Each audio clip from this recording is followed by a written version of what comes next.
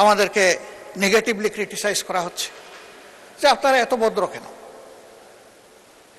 এত পজিটিভ কেন, এত নমনীয় কেন, আপনারা গরম করতে পারেন না?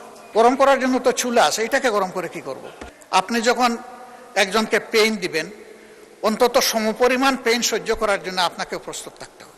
মাননীয় স্পিকার,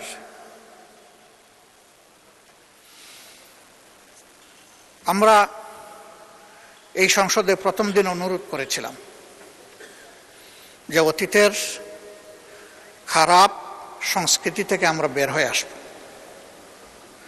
এখানে আমরা অবশ্যই সমালোচনা করব, কিন্তু এটা হবে সংসদের ব্যাকরণকে অনুসরণ করে, এটাকে লঙ্ঘন করে না।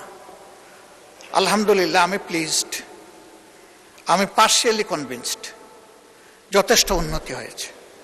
কিন্তু কিছু কিছু ভাইরাস এখনো আমাদের মাঝে ক্রিয়াশীল আছে, এটাও দূর হয়ে যাক দোয়া করে। আমাদেরকে অনেক কিছু বলা হচ্ছে, বিভিন্ন দিক থেকে আমাদেরকে নেগেটিভলি ক্রিটিসাইজ করা হচ্ছে যে আপনারা এত ভদ্র কেন, এত পজিটিভ কেন, এত নমনীয় কেন, আপনারা গরম করতে পারেন না? গরম করার জন্য তো চুলা আছে, এটাকে গরম করে কি করব? কিছু পাক করতে হলে চুলায় বসাবো, এখানে কেন? এটা যুক্তিবুদ্ধির আইনের জায়গা, এটা বিধি অনুসরণের জায়গা। এটা আমরা এটা করে এখানে চলি, তবে এটা একতরফা হবে না। এক ভদ্রলোককে জিজ্ঞেস করা হলো বিয়ে শাদী করবো না, বলে যে 50% কনফার্ম। বলে এটা কি বুঝলাম না। বলে যে পাত্রী আমার দারুণ চয়েস হয়েছে।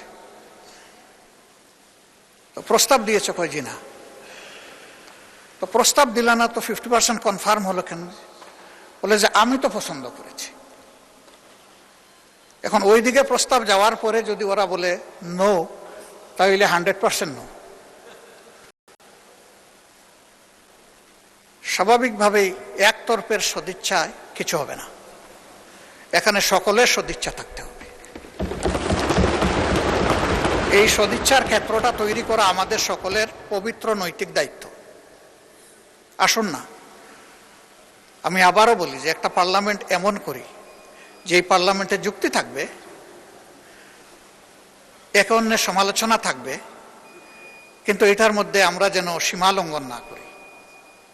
কাউকে পেইন দেওয়া, খুঁটা দেওয়া, অবভিয়াসলি আপনি যখন একজনকে পেইন দিবেন, অন্তত সমপরিমাণ পেইন সহ্য করার জন্য আপনাকে প্রস্তুত থাকতে হবে।